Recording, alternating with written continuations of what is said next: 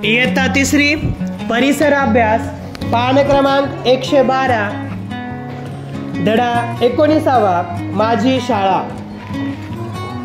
सुरेखा आणि मिहिर रोजच्या पेक्षा लवकर उठले। आई वडिलांची मदत न घेता पटपट आवरू लागले। शाळेत जाण्याची गडबड करू लागले। आईने विचारले, काय ग सुरेखा, आज काय एवढी घाई? सुरेखा म्हणाली, आज माझ्या जीवन शिक्षण प्राथमिक शाळेचा वाढदिवस आहे। आज आम्हाला खाऊ देणार आहेत। आम्ही कालच आमचा वर्ग स्वच्छ केला आहे। वर्गाच्या स्वच्छतेची आणि सजावटीची स्पर्धा आहे। माझी शाळा मला खूप आवडते। बाबा म्हणाले, मिहिर, आमच्या वेळी नव्हतं बुवा असं काही। मिहिर म्हणाला, अहो बाबा, माझ्या वाढदिवसासारखाच शाळेचाही वाढदिवस। माझी शाळा खेळात वेगवेगळ्या स्पर्धांमध्येही सर्वप्रथम असते। आमच्या शाळेत वक्तृत्व स्पर्धा होतात, खेळांच्या स्पर्धा घेतात। बाबा, प्रकल्प पूर्ण करणे, सहलीला जाणे, स्नेहसंमेलनात भाग घेणे या गोष्टी मी आवडीने करतो। सांगा पाहू, तुमच्या गावातील शाळेची स्थापना केव्हा झाली आहे? दुसरा प्रश्न आहे, तुम्ही तुमच्या शाळेचा स्थापन दिन कसा साजरा करता? 3. शाळेतील कोणत्या गोष्टी तुम्हाला आवडतात? तर या तिन्ही प्रश्नांची उत्तरे तुम्ही लिहून आणायची आहेत आपल्या वर्ग शिक्षकांना विचारून। माहित आहे का तुम्हाला, आपल्या देशात खूप पूर्वी विद्यार्थी शिक्षकांच्या घरी शिक्षण घेण्यासाठी जात असत। काही वर्षे ते तिथे राहून शिक्षण घेत असत। नंतरच्या काळात गावांमध्ये एक शिक्षक आणि विविध वयोगटातील विद्यार्थी एकत्र येत असत। शिक्षक त्यांना शिकवत असत।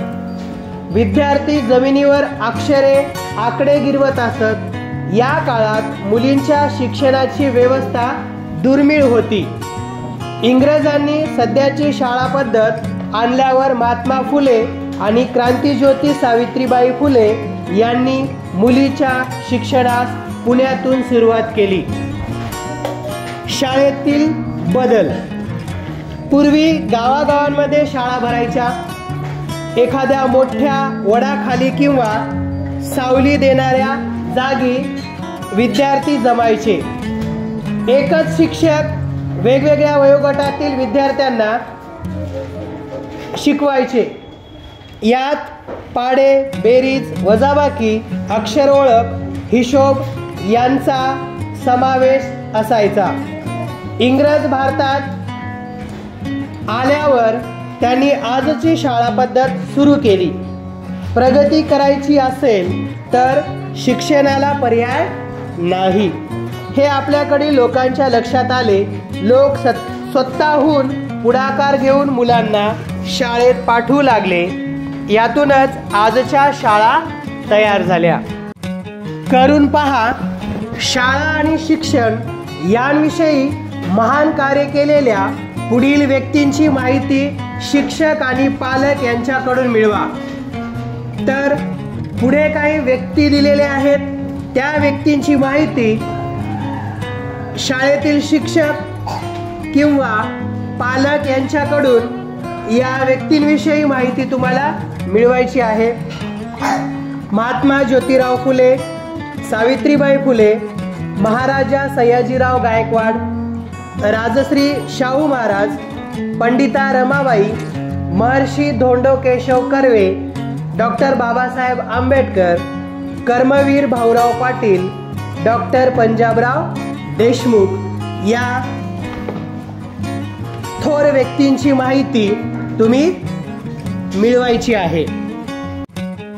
माहित आहे का तुम्हाला, सावित्रीबाई फुलेंच्या शाळेतील मुलींची वार्षिक परीक्षा झाली तेव्हा ती बघायला उत्सुकतेने अनेक लोक जमले होते।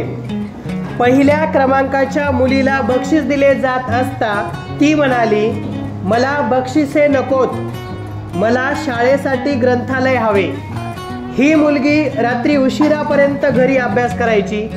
ज्योतिराव, सावित्रीबाईंनी शाळेतील मुलामुलींना शेती व तंत्र शिक्षण देण्याची व्यवस्था केली होती. जन गण मन हे राष्ट्रगीत गुरुदेव रवींद्रनाथ टागोरांनी रचले आहे. त्यांनी बंगालमध्ये बोलपूर येथे एक शाळा सुरू केली. हिरवीगार झाडे, रंगीबेरंगी फुले, किलबिलणारे पक्षी, निळे आकाश अशा परिसरात ही शाळा भरायची. या शाळेचे नाव शांतिनिकेतन. मुलांना ती शाळा फार आवडायची. तेथील वातावरण कसे शांत, गडबड गोंधळ नाही, मोटारींचा आवाज नाही, टांग्यांचा खडखडाट नाही, अशी ही शाळा झाडाखाली भरायची. या शाळेत गायला, नाचायला शिकवायचे. हस्तकला व हस्तव्यवसाय शिकवायचे. मुले स्वतःच नाटके बसवायची, गाणी गायची, नाचायची आणि त्याबरोबर नवनवे विषयही शिकायची.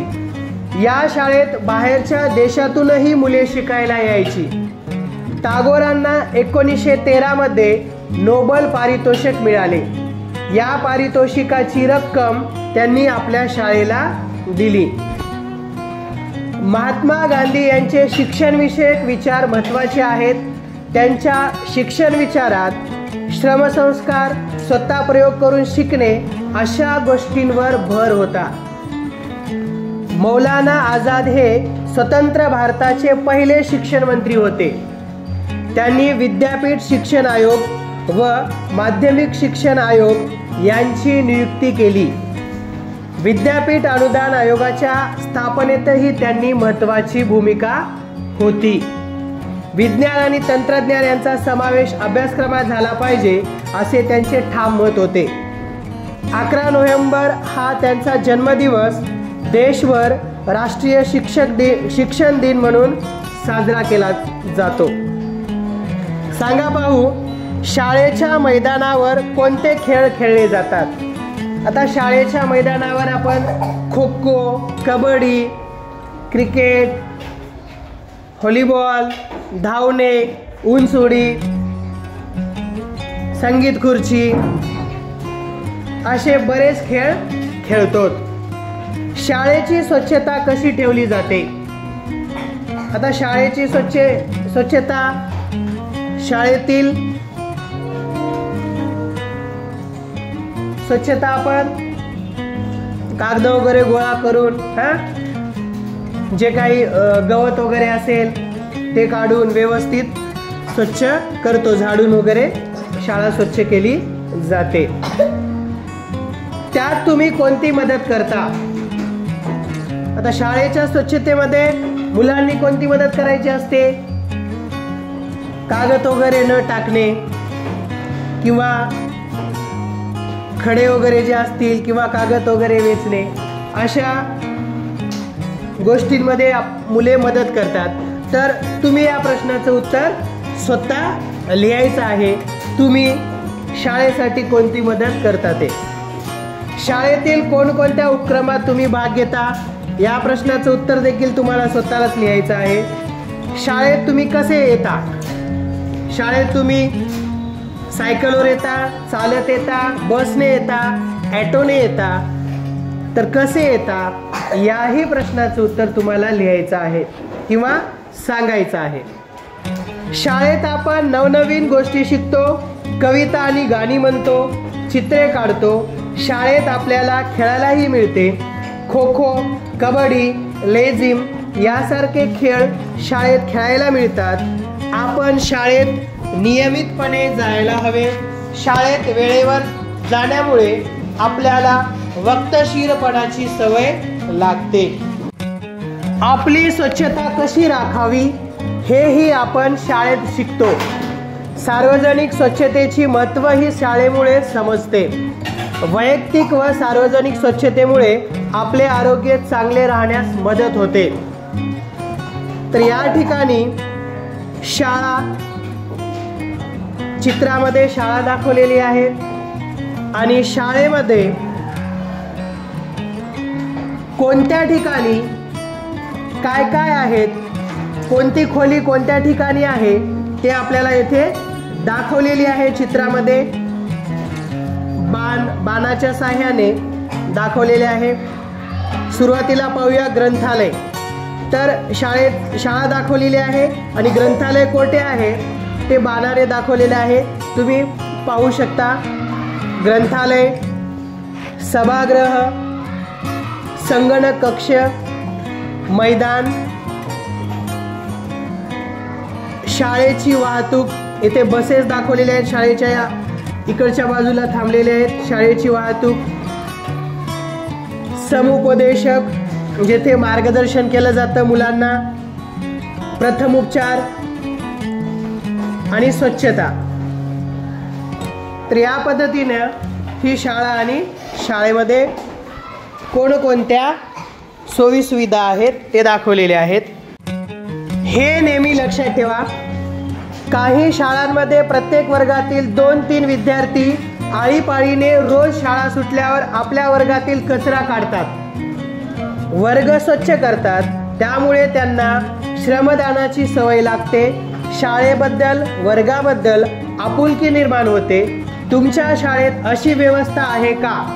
नसल्यास वर्गाची स्वच्छता करण्यासाठी महिनाभराचे वेळापत्रक तयार करा, सर्व विद्यार्थ्यांना त्यात सहभागी करा।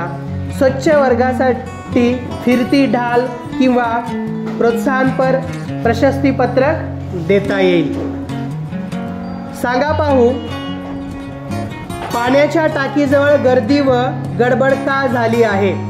चित्रामध्ये पहा, पाण्याच्या टाकीजवळ गर्दी झालेली दिसत आहे। तर पाण्याच्या टाकीजवळ गर्दी व गडबड का झाली? शाळेतील सुविधांचा वापर करताना कोणते नियम पाळावेत? आता इथे गर्दी होण्याचं कारण काय आहे?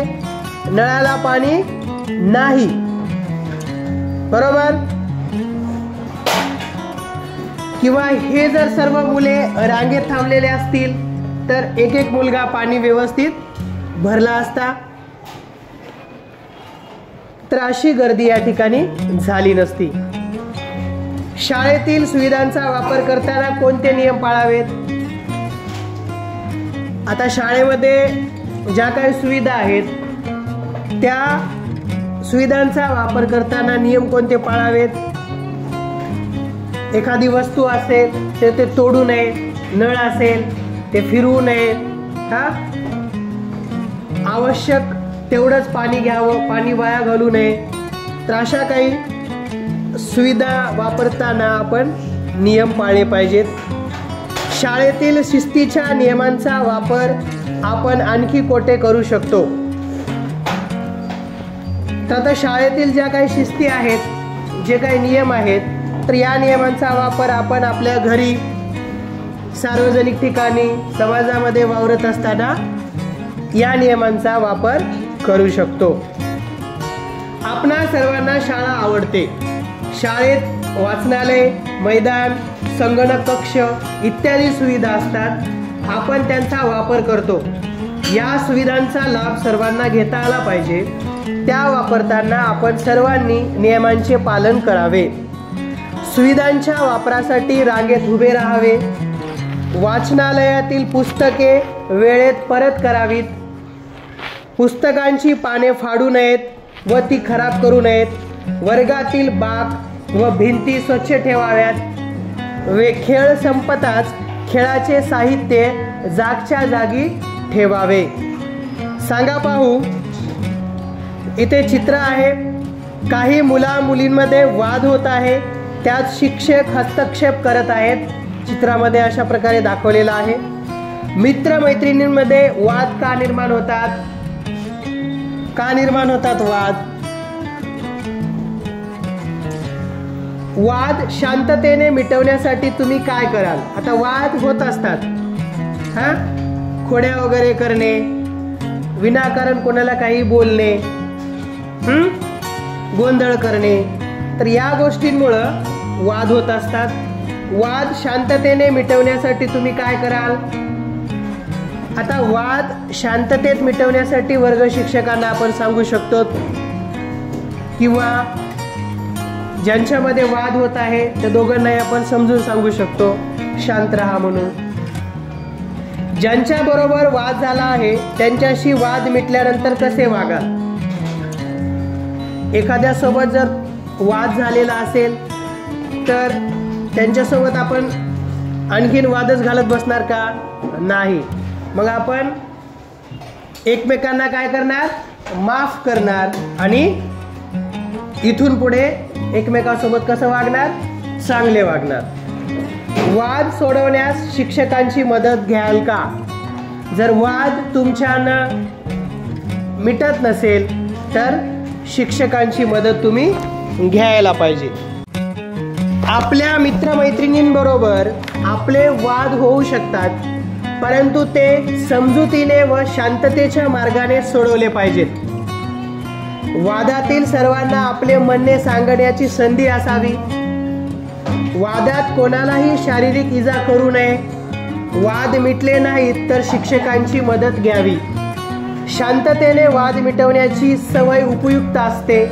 या सवयीमुळे आपल्याला समूह जीवनातील प्रश्न समजुतीने सोडवता येतात.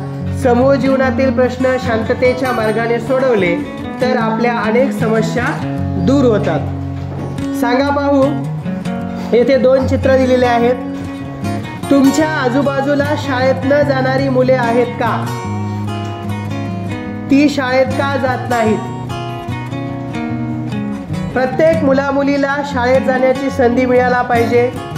शाळा सर्वांसाठी असते.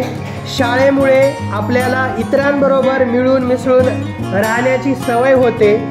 विविध लोकांशी आपला परिचय वाढतो. आपण समाजाचा भाग आहोत याची जाणीव शाळेत होते. माहीत आहे का तुम्हाला, 14 वर्ष वयाखालील मुलामुलींना कारखाने, खाणी किंवा इतर धोकादायक ठिकाणी कामावर ठेवण्यास बंदी आहे. ज्यांचं वय 14 वर्षापेक्षा कमी आहे अशांना कामावर ठेवता येत नाही. कारखाने, खाणी किंवा इतर धोकादायक ठिकाणी येथे कामावर ठेवण्यास बंदी आहे. 2006 साली शोषणाविरुद्धचा हक्क अधिक व्यापक करत सर्व प्रकारची बालमजुरी हा कायद्याने गुन्हा ठरवण्यात आला आहे. तर अशा पद्धतीने हा धडा येथे संपतो. आपण काय शिकलो.